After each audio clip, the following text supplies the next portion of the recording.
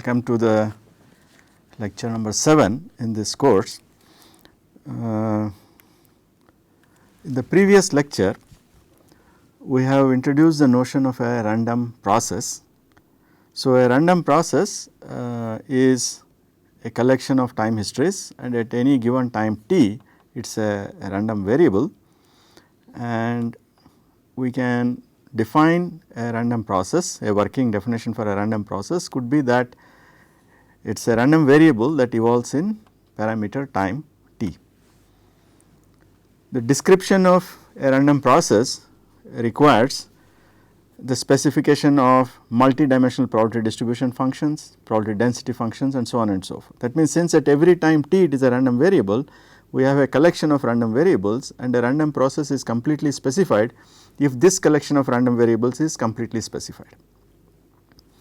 We talked about the mean of a random process, covariance of a random process, and other moments, and also we introduced the notion of stationarity. A process is said to be stationary if one of its characteristics become independent of time. If this characteristic is specified in terms of probability density functions or distribution functions, we describe the associated notion of stationarity as strong sense stationarity. On the other hand, if we consider definition of stationarity in terms of moments like mean, covariance, etc., we call this as weak sense stationarity. A generally understood meaning of stationarity is that the mean of the random process remains constant with respect to time, and covariance between any two random variables here is function of the time difference t1 and between t1 and t2. Thus, covariance is function of t2 minus t1. So, then we say that it is weak sense stationary.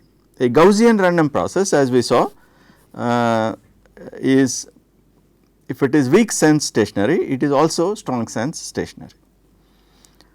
We also discussed the notion of ergodicity, where we discussed temporal and ensemble average, and this is where we will continue with the present talk. Before that, we can quickly consider a small example. Suppose I have a function x of t as a plus bt plus ct square, where the quantities a, b, c are, say, random variables which are normally distributed. Suppose their mean is 0 and standard deviation is 1, and they are independent. Then if we were to plot the realizations of this process, they appear something like this. The blue lines are various realizations of the process x of t. Along any one realization, this random variable a, b, c assume one specific value, they assume in the respective realizations. So, at t equal to t1, the number that we get for x of t is given by this set of numbers, and at t equal to t2 it is at another set of numbers.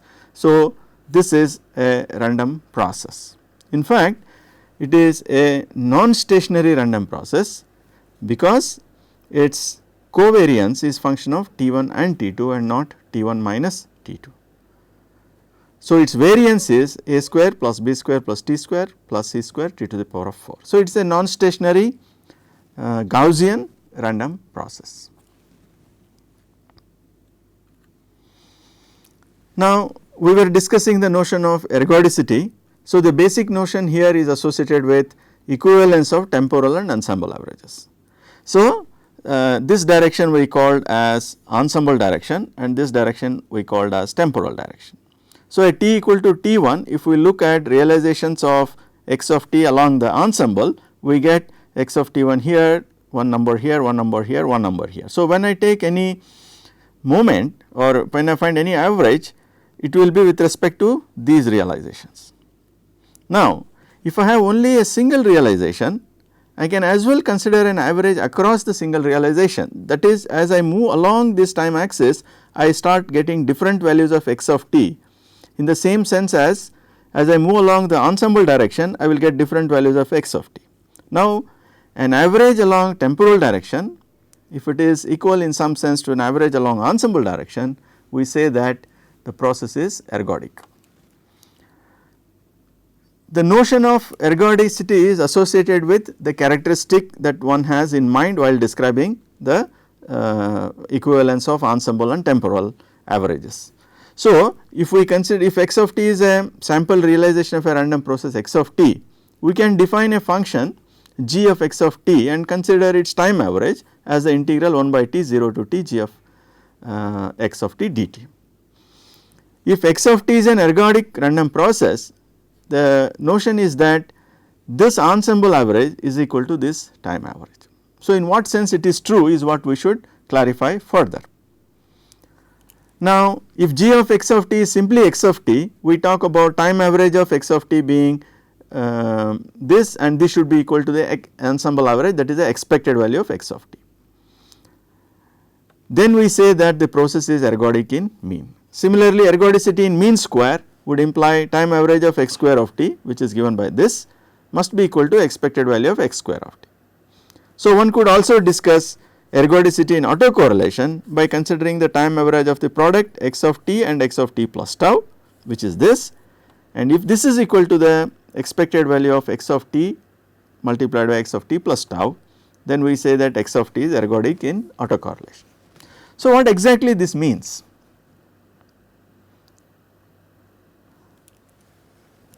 Before we answer that question, we can consider some remarks. Actually, the three cases of ergodicity I mentioned are not exhaustive. Several other similar definitions can be constructed by considering other descriptors of the random process. For example, one can consider ergodicity in first order probability distribution function and so on and so forth. Ergodic processes are necessarily stationary in nature. On the other hand, a stationary random process need not be ergodic. This is something that you have to think and find a acceptable reason for that. Physically, ergodicity means that a sufficiently long record of a stationary random process contains all the statistical information about the random phenomenon. So, this is the physical premises. Now, let us take a closer look at what is exactly meant by say ergodicity in mean. Now, let x of t be a stationary random process with a specified joint probability distribution function structure. Now, we consider the transformation 1 by 2 t minus t to plus t x of t dt. For certain reasons of simplicity, I am now taking time from minus t to capital T. Clearly, eta of t can be viewed as a linear transformation of a random process. So, random process is a collection of time histories, and for every sample of the time history I can evaluate this integral and I will get one number. So, if I move across the different realizations of x of t, I will get different numbers for eta of t.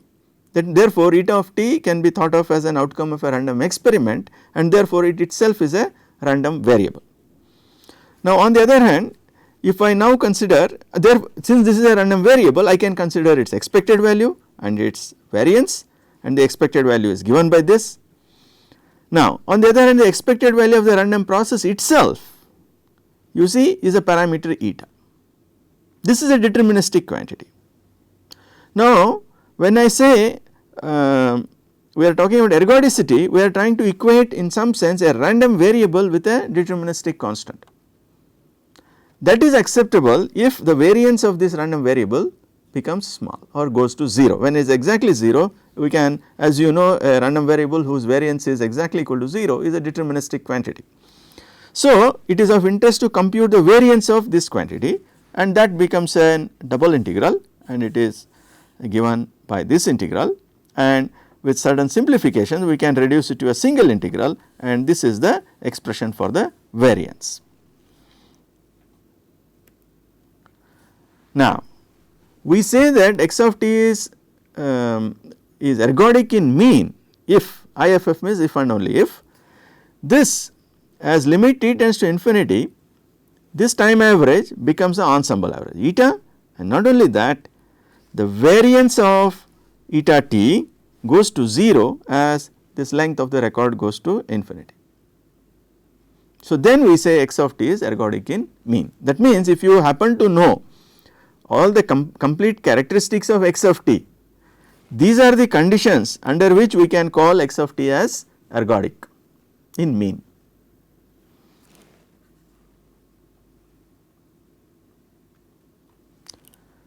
We can consider other notions of ergodicity. For example, we can consider the question, when do we say x of t is ergodic in first order probability distribution function. So, as we know, the first order probability distribution function for a stationary random process is independent of time, and it is given by the probability x of t less than or equal to x. Now, I define another random process as follows: y of t is set to 1 if x of t is less than or equal to x. That means, for a given value of the small x, if a realization of x of t is less than or equal to x, I will call y of t as 1, otherwise I put it as 0. Now, what is the expected value of y of t itself? This is for any given t, it is a 2 state random variable, therefore, expected value of y of t is 1 into probability of x of t less than or equal to x plus 0 into probability of x of t greater than x. So, this is nothing but p x of x.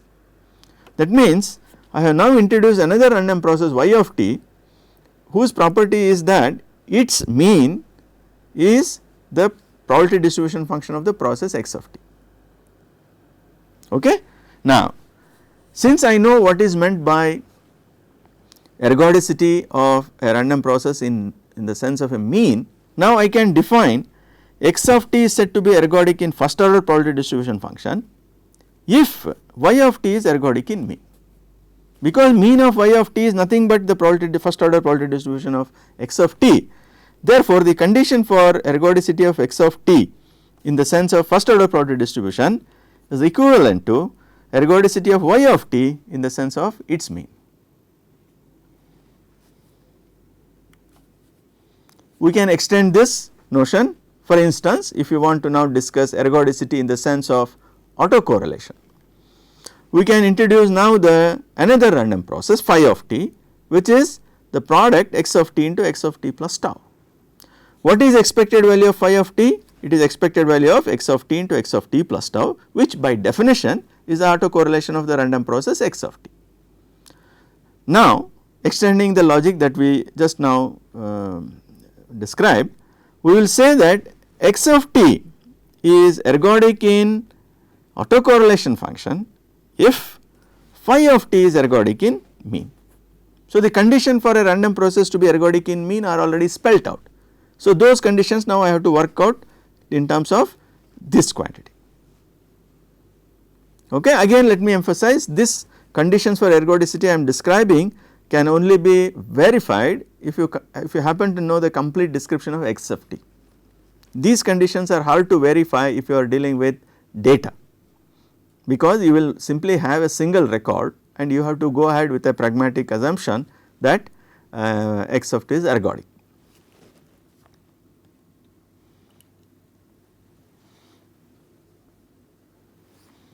Yes, so the criteria for ergodicity in other properties could be developed in a similar manner. Now, these criteria are applicable if description of the random process is already available to us.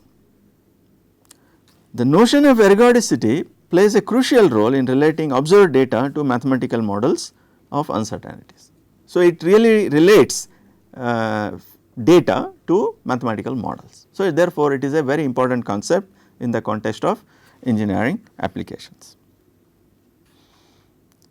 So, this completes a discussion on stationarity and ergodicity. Now, we move on to another important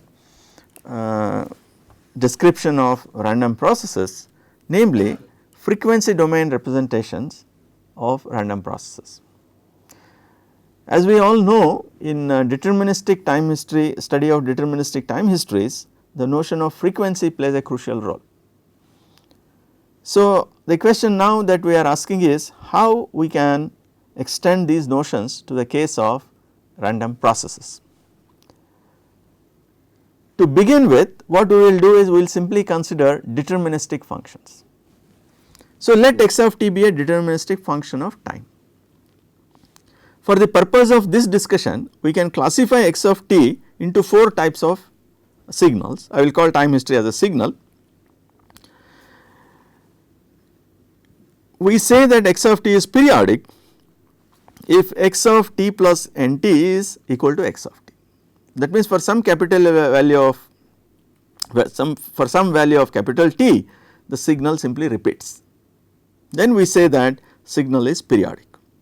Any signal which is not periodic is called aperiodic. Among aperiodic signals, we can further classify them as those signals which decay to 0 as time becomes large, and those which blow to infinity as time becomes large. They are called type 3 signals. The other signals are, as time becomes large, the signal neither goes to 0 nor becomes unbounded. So, let us now consider what are the frequency domain representations possible for these type of signals. So, here I have shown a few signals. This signal belongs to type 1, this continues, although the graph has stopped here, it continues. This is periodic signal. This signal is clearly aperiodic, and as t becomes large, this signal is going to 0, therefore it is a type 2 signal. Whereas this signal is again periodic, but as time becomes large, it is growing. So, this is a type 3 signal. This signal on the other hand, as time becomes large, it neither is decaying to 0 nor growing to infinity. So, these are type 4 signals.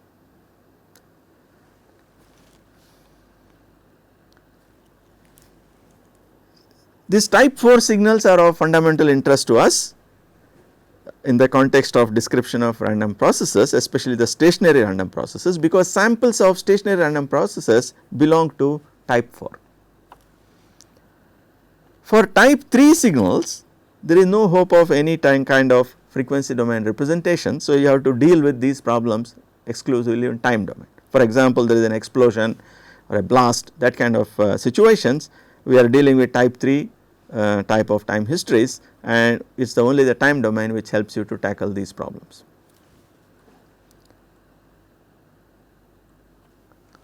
So, let us now go through each of these types of functions one by one. Let us consider a signal y of t, and we say that the signal is periodic if y of t is equal to y of t plus some n capital T. The smallest value of this capital T for which the above condition is valid is called the period of y of t. Now, suppose if you consider now y of t is p sin lambda t. We know sine and cosine functions are periodic with period 2 pi. So, if I increment this argument by 2 pi, the value should remain the same. So, this should be p sin lambda t plus 2 pi. So, that implies an increment in 2 pi lambda in t. So, after every 2 pi by lambda, this signal repeats. Therefore, p sin lambda t is a periodic signal with period 2 pi by lambda. Similarly, p cos lambda t is also periodic with period 2 pi by lambda. If you add now p cos lambda t plus q sin lambda t, here again if I now increment lambda t by 2 pi, both these functions return to their values of cos lambda t and sin lambda t. Here again the period is 2 pi by lambda.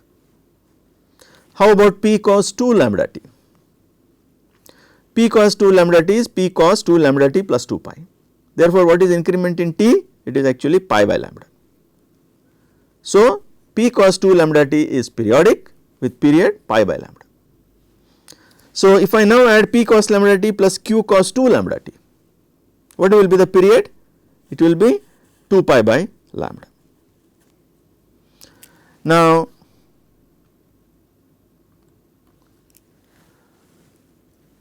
if you similarly extend these arguments and consider a sums of sine and cosine functions multiplied by a n and b n, you can show that this function is periodic with period capital T. That means, if you add sine and cosine functions in this manner, the resulting signal is periodic. Now, what Fourier said was something more profound. According to Fourier's theorem, under certain general conditions, a periodic function y of t can be represented in this manner. We already shown that if you add sine and cosine the function is periodic, but now I am saying that if you have a periodic signal it can always be expressed in this form, provided that signal satisfies certain conditions, fairly general conditions. Now these a and bn are known as Fourier coefficients and they can be evaluated using these relations. So instead of specifying y as a function of time, we can also specify values of these an's and bn's, that also would help us to completely define y of t. So such a representation, that means describing y of t in terms of an's and bn's as function of n, is known as frequency domain representation of y of t.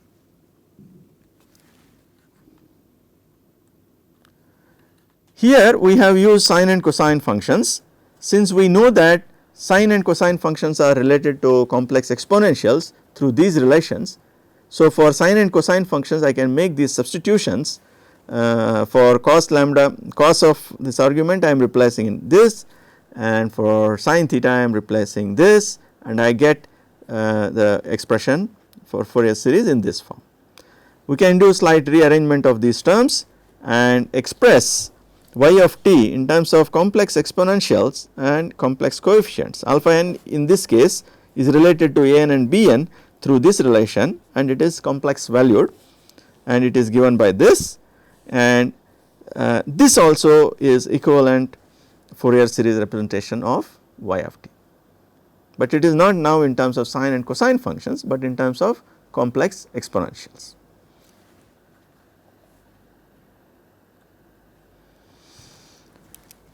So we use the phrases like sine, cosine, amplitude and phase spectrum.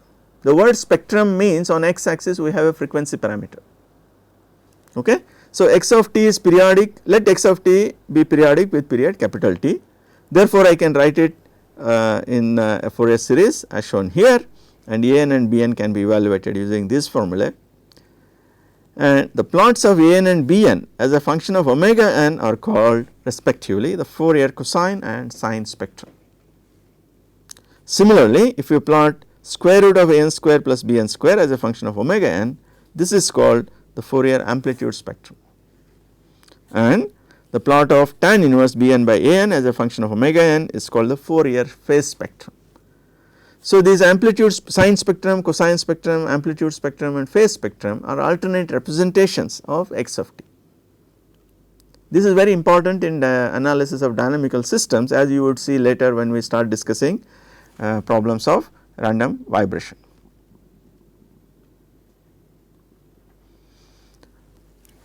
In describing time histories, we talk about energy and power of signals. Now if x of t is a displacement function, then x square of t is a quantity that is proportional to potential energy. For example, if you have a mass spring system, the potential energy is half k x square, therefore the energy is proportional to x square of t.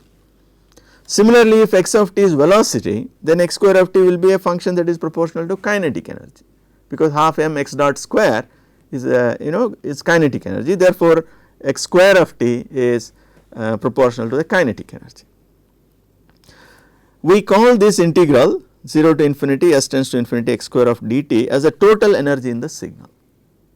And similarly, if you compute energy per cycle, we call it as power in the signal.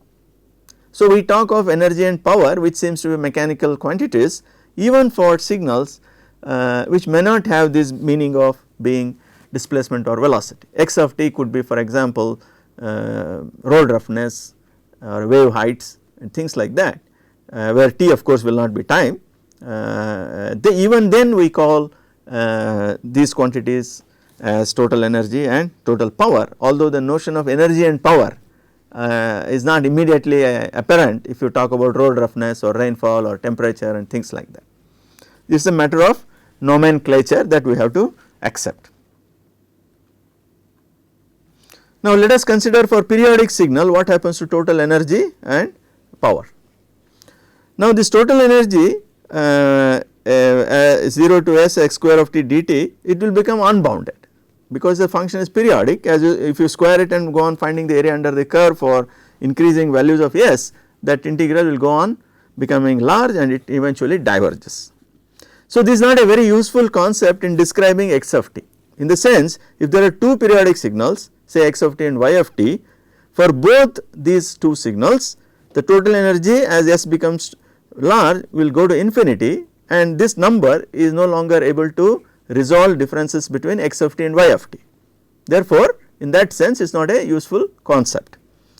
On the other hand, if you consider energy per cycle, this makes sense, is neither 0 nor infinity. It has therefore certain information about x of t, and if there are two such signals, this quantity will be able to differentiate between properties of the two signals. In that sense it is a useful quantity. So, this plot of a n square plus b n square by 2 as a function of omega n is called the discrete power spectrum. Therefore, the conclusion here is discrete power spectrum is an useful concept for describing type 1 signals, whereas energy spectrum, if you can think of, is not useful because this quantity becomes unbounded. So, for type 1 signals we have various descriptors: sine transform, cosine transform, amplitude spectrum, phase spectrum, and now the discrete power spectrum. Now, let us move on to type 2 signals. Here as t becomes large, the functions, this is an example of a type 2 function. As t becomes large, exponential of minus point of 2t goes to 0 as t tends to infinity. It is clearly a periodic. But what I do now is I introduce a new function x subscript t of t, which is defined as x of t as long as t is between 0 to capital T. Capital T is a number that we arbitrarily specify, and afterwards for t greater than capital T it repeats. That means this is the function that we are looking at for example at 20, capital T equal to 20, I would not continue this function, it would have gone to 0, but this xt of t will stop here, and between 20 and 40 this segment repeats. So, now xt of t, that is this function, belongs to category type 1. So, therefore, this would admit a Fourier series representation. Okay. So, xt of t belongs to type 1 of time functions, therefore, it admits a Fourier series representation. Now, clearly as capital T tends to infinity, the difference between xt of t and x of t vanishes. Now, the question therefore we should ask is, we can develop a Fourier series representation for xt of t. What happens to this Fourier series representation as capital T becomes large? If it leads to meaningful interpretations, then the Fourier representation for x of t is meaningful. So, let us see what is possible. Now, xt of t therefore can be represented in a Fourier series in terms of complex exponentials in this form, where alpha n are the Fourier coefficients, complex valued Fourier coefficients, it is given by this. Now, if I substitute this into this integral for alpha n here, I will use this and write this. This is just the rewriting of this equation in terms of this alpha n. Now, we will slightly rearrange. Here 1 by t I am calling as f naught, is the 1 by t is the frequency in hertz. I will call it as f naught, and if we now consider f naught is 1 by t, therefore fn is n by t, and fn plus 1 is n plus 1 by t. So, fn plus 1 minus fn will be 1 by t, which I will call it delta fn, and if these frequencies are uniformly spaced as is implicit in the way I have written nf naught, this will become delta f. Therefore, for this 1 by t I can write it as delta f. So, that delta fn I am writing here, this 1 by t is now removed in this expression. So, this integral remains the same except for this change, and I rewrite this with this change. Now, the quantity inside this bracket I call it as capital X of Fn.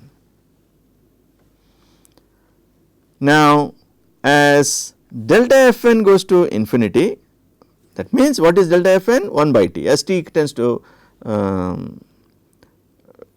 as delta Fn goes to 0, there is a mistake here, this should be delta Fn goes to 0, as capital T tends to infinity, xt of t goes to x of t, and this summation becomes an integral. Okay. So, this is the Fourier domain representation of x of t.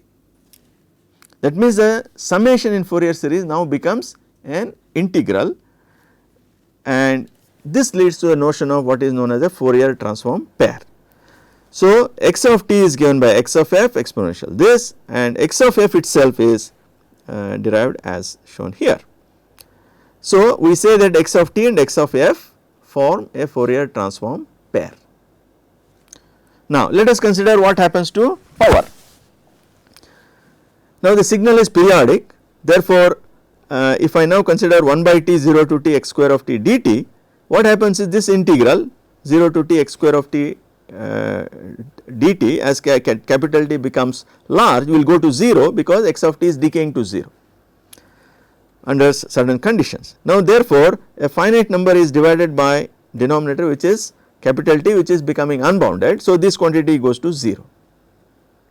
That means, this is not a power, the notion of power is not useful for aperiodic signals, simply because if you have two aperiodic signals which decay to 0 as t tends to infinity, the power would be 0 no matter what are the details of x of t and y of t. So, the differences between x of t and y of t cannot be resolved using power as a descriptor. But on the other hand, the total energy, this could be an useful quantity, that is 0 to infinity x square of t dt.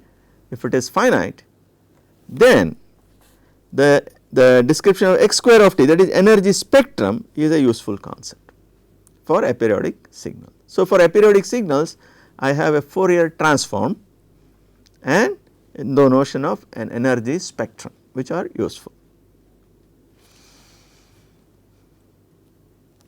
So, we write in terms of frequency in radian per second, the relationship between x of t and x of omega is displayed here, and we say that x of t and x of omega they form a Fourier transform pair. Knowing x of omega, you can always evaluate x of t, and knowing x of t, you can always evaluate x of omega. Therefore, they are equivalent in that sense. There is an important theorem in signal processing which will be of value to us, that is known as Parseval theorem. Now, suppose if you consider the total energy in the signal and evaluate it as a minus infinity to plus infinity x square of t dt, this can be written as integral minus infinity to plus infinity x of t into x of t. For the second x of t, I will write the Fourier representation, and I will interchange the order of integration. So, I will push this x of t and perform integration with respect to time first. You will see that this is nothing but the conjugate of the Fourier transform. So, I get this as x of f into x star of f df, that is, this is nothing but modulus of x of f whole square df. So, therefore, according to Parseval theorem, the total energy can be computed either in time domain or in frequency domain, both are equal. So, depending on the context, you can use either this approach or this approach, and it will lead to the same answer. That is what Parseval theorem says. So, we have completed description of type 2 functions. For type 3 time functions, as I mentioned already, the functions which become unbounded as time becomes large, there is no hope of any frequency domain representations. We cannot write a Fourier series, we cannot write a Fourier transform. So, this type of problems can only be handled in time domain.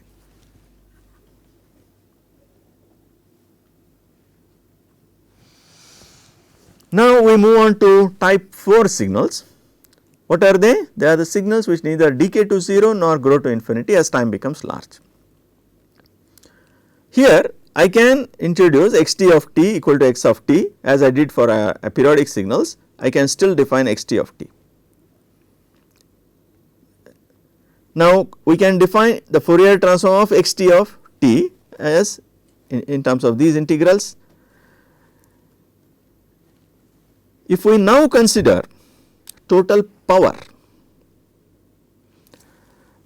that means 0 to t x t of f whole square df as t tends to infinity is a total power. This makes sense, this ratio could make sense because the function is not decaying to 0 nor growing to infinity. Therefore, this ratio could make sense, and we will see under what condition it could make sense. And this integrand h, I call it as h of f, which is limit of t tending to infinity 1 by t the Fourier transform x t of f its modulus whole square, we define as power spectral density function. Why the word density? This quantity h of f df can be viewed as contribution to the total power made by frequency components lying in range f to f plus df. So, in that sense it is a density. Okay. So, h of f is a very useful descriptor for type 4 signals.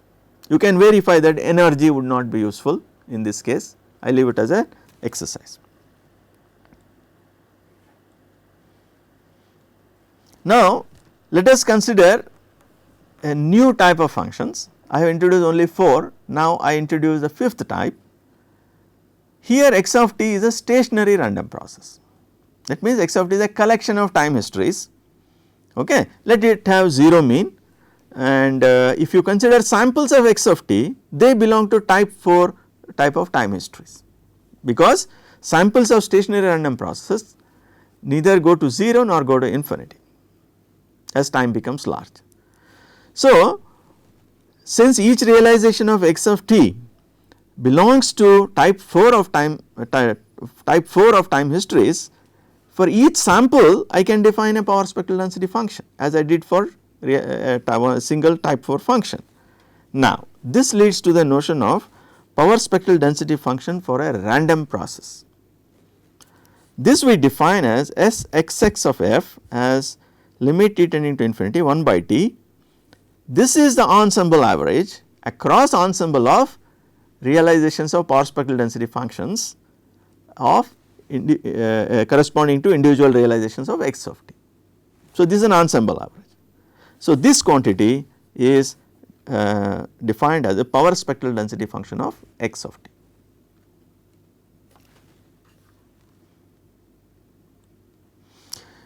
Let us see what we can learn from this. So, we will now work in frequency in radian per second. So, Sxx of omega would be this. Now, for xt of omega I will write the Fourier representation. Since I am considering the time interval to be only between 0 to capital T, there is no need for me to distinguish between xt of t and xt of x of t, because both are equal. So, the subscript capital T I am omitting here. So, this is xt of omega, this conjugate I will replace minus I by I, and this is a conjugate. So, this becomes a double integral, and if we assume that interchanging of integration and these expectations are permissible, we can rewrite this in this form. This is nothing but the autocorrelation function of x of t, this expected value, and since mean of x of t is taken to be 0, this is also the covariance function of autocovariance function of x of t. So, this Sxx of omega is now this double integral. Now, using certain transformations we can reduce this double integral to a single integral, and that is given here.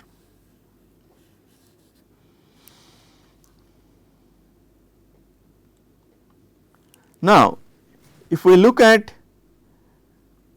the details of this integrand, if we now restrict our attention to only those Rxx of tau which satisfy the condition, the t tending to infinity 1 by t modulus of tau Rxx of tau exponential I omega tau d tau goes to 0, we now get the relation Sxx of omega is given by this integral, and conversely Rxx of tau is related to Sxx omega by this. That means, if these conditions are satisfied, the auto power spectral density function of x of t and the auto covariance function of x of t form a Fourier transform pair. So, it would mean that for a stationary random process, the power spectral density function happens to be the frequency domain description of a of the stationary random process. That is the Fourier transform of the time domain descriptor, namely the autocovariance function. Now, we can make some observations on the nature of this autocovariance function. So, Rxx of tau is expected value of x of t multiplied by x of t plus tau. So, since the process is stationary, Rxx of tau is same as Rxx of minus tau. Now, Sxx of omega is this integral according to the definition. For exponential I omega tau, I will write cos omega tau plus I sin omega tau. Now, Rxx of tau, as we have seen here, is a even function, and this integral is between symmetric limits. Sin omega tau we know is an odd function. So, a even function multiplied by odd function is an odd function. So, integral of odd function between symmetric limits is 0.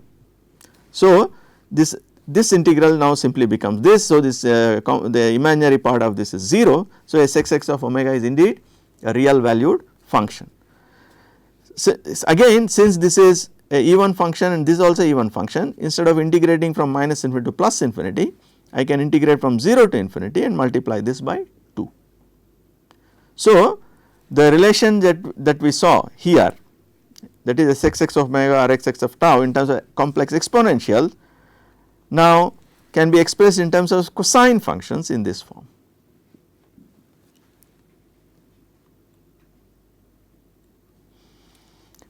Now, what will be the value of in this integral if I put tau equal to 0, what I get 1 by 2 pi minus infinity to infinity Sxx of omega, this is 1 d omega.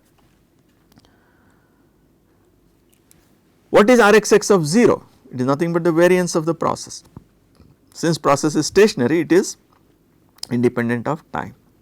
So, I get an important relation that the area under power spectral density function divided by 2 pi is equal to the variance of the random process. This is a very important property. Now, we will now look at the meaning of the quantity Sxx of omega into d omega. I am talking about density function. So, what it means? We can interpret this as contribution to the total average power. Now, total average power is now variance. Variance has now another interpretation, that it is now the total average power in the signal. Sxx of omega into d omega can be viewed as contribution to the variance of the process made by frequency components in the range omega to omega plus d omega. Since variance is positive, is non-negative, Sxx of omega is also non-negative. So, the power spectral density function therefore is symmetric in omega, it is non-negative, and area under the power spectral density is equal to the variance. So, this is a symmetry argument, it is based on symmetry of Rxx. So, Sxx of minus omega if I write, I will write minus infinity to plus infinity Rxx of tau exponential this, and now I will make the substitution s equal to minus tau, and further simplification shows that Sxx of minus omega is same as Sxx of omega. So, Sxx of omega is symmetric, non-negative, area under the function is equal to the variance. Area under the function divided by 2 pi is the variance. We can get alternate representations of Rxx of tau by slightly rearranging this complex exponential term. So, now for complex exponential if I write cos omega tau plus I sin omega tau, again using the logic that sin omega tau is an odd function, the integration is with respect to omega now, sin omega tau is odd function with respect to omega, Sxx of omega is symmetric, therefore even function, therefore an even function multiplied by odd function is odd and area under that curve under symmetric limit is 0. So, sin omega tau will not contribute and Rxx of tau would be real valued as it should be. Now, if I replace tau by minus tau, you can simply see here cos omega tau will be replaced by cos of minus omega tau, which is same as cos omega tau. So, the symmetry of Rxx tau is retained. In the definition of Sxx of omega, we are taking limits from minus infinity to plus infinity. But in engineering practice, we often treat frequency to be positive, especially in vibration related problems. So, we want frequency to be strictly positive. In that case, non-negative, in that case we introduce a function known as physical power spectral density function, which is defined as 0 for negative frequency and it is twice the mathematical power spectral density for omega non-zero. Clearly, area under Gxx of omega d omega from 0 to infinity will be equal to the variance of the process, right, because this will be 2 to integral of 0 to infinity Sxx of omega divided by 2 pi would be half the variance. So, this will also be that property that area under the power spectral density equal to the variance is still retained. So, this is what is shown here, this black line here is the mathematical power spectral density function and the red line is the physical power spectral density function. Now, if you consider this say omega to omega plus d omega and take this area. So, this is g of omega into d omega, this will be the contribution to variance which is nothing but the total average power by frequency components in omega to omega plus d omega. In that sense it is a density function, okay. So, density means it is in a you multiply by frequency you get the variance contribution to variance in that range of frequency. Now, if you divide the power spectral density by the variance of the process, what happens? Area under this function will become 1, it is non-negative. So, it has properties similar to that of a probability density function of a random variable. So, just as we define moments of a random variable, later in this course we will define moments of this power spectral density and we will see that it has certain useful interpretations. What will be the units of power spectral density function? So, since the area under power spectral density is has the units of variance of the random process, therefore, units of PSD should be units of x of t whole square divided by frequency, okay. This will be the units of variance. So, if x of t is displacement, the PSD will be meter square by hertz or meter square per radian per second. Similarly, if x of t is acceleration, this will be meter per second square whole square per hertz or meter per second square whole square divided by radian per second. So, the units of power spectral density follows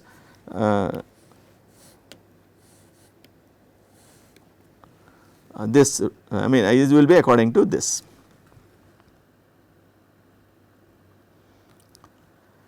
Now, if you read textbooks on random processes, there are various versions of representations of power spectral density and autocovariance. There is question of frequency being negative or not and question of exploiting the symmetry of Sxx and Rxx in displaying these relations. So, this relation that Sxx of omega is 0 to infinity Rxx of tau cos omega tau and this in terms of power spectral density is known as Wiener Khinchin relations. So, in terms of physical power spectral density, which is 2 of Sxx of omega, the relationship between autocovariance and physical power spectral density can be shown to be given by this. So, one has to carefully handle these issues in any modeling exercise. You must be clear whether you are handling a physical power spectral density function, whether frequency is from minus infinity to plus infinity, frequency is in hertz or radian per second. These questions have to be clearly answered at the outset, otherwise numerically you will have considerable difficulty in interpreting the results.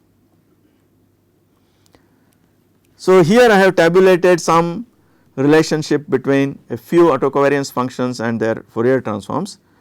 So, if autocovariance function is a Dirac's delta function, the power spectral density function will be a constant. Such a process is known as white noise, we will see more of it in due course. If autocovariance is a complex exponential, the power spectral density will be a Dirac delta function. If autocovariance is a constant, again we get a Dirac delta function. If it is harmonic, I get a pair of Dirac delta functions. If it is exponential minus alpha mod tau, I get 2 alpha by L square plus 1, so on. So, if it is like a Gaussian density type function, this will be this. If it is a modulated harmonic, this will be the power spectral density. So, you can easily derive this. There is a catalog of such Fourier transform relations available, and computationally of course there is first Fourier transform algorithm available to move from time to frequency and frequency to time.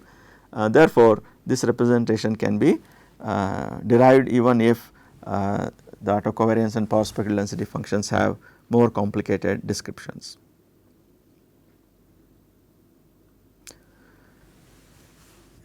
Here I am displaying a few typical power spectral density functions.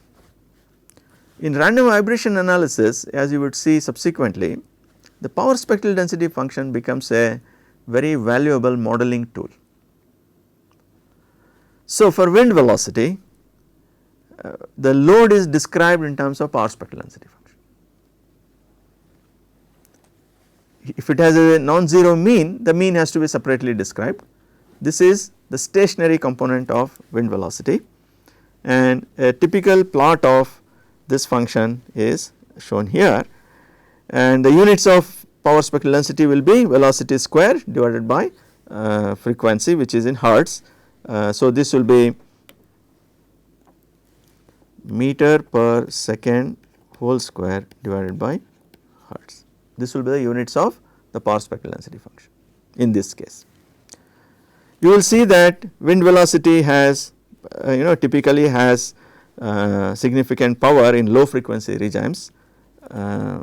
Similarly, the wave heights they have again low frequency power in low frequencies, and this is a typical power spectral density function for wave heights, and this is again around 0.06 to 0.1 hertz in this region.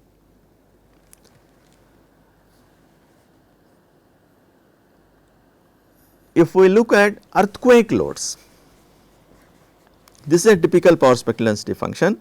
The frequency is now between about 0 to 30 hertz.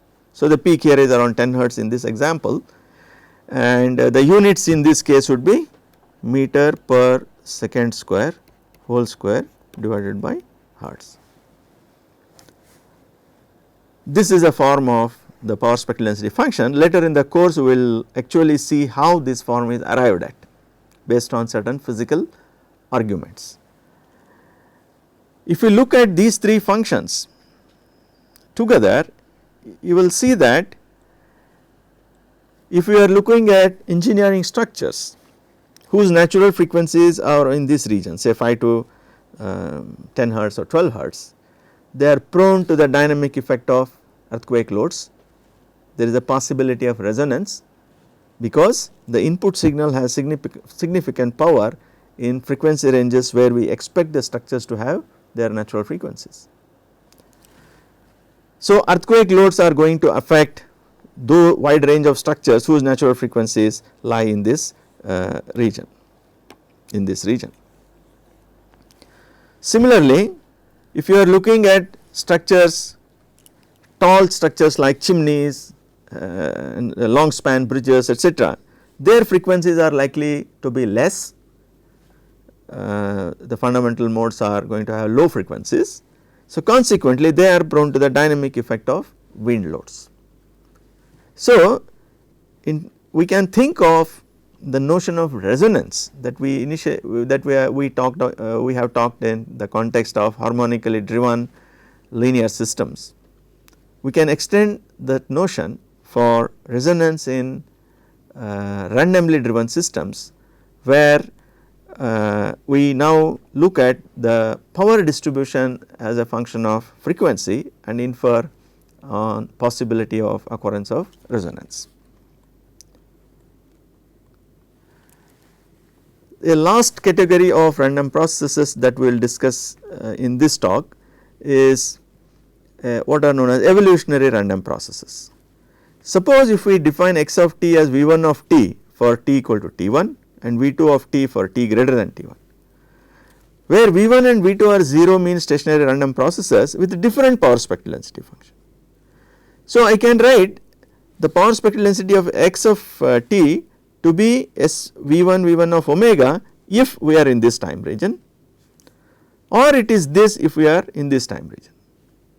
So, generalizing this notion, we can introduce the notion of a evolutionary random process, where the power spectral density function now also is a function of time.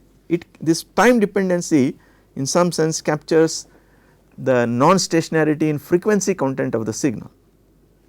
That we will see later how it can be used to model earthquake loads. So, with this we will conclude this lecture.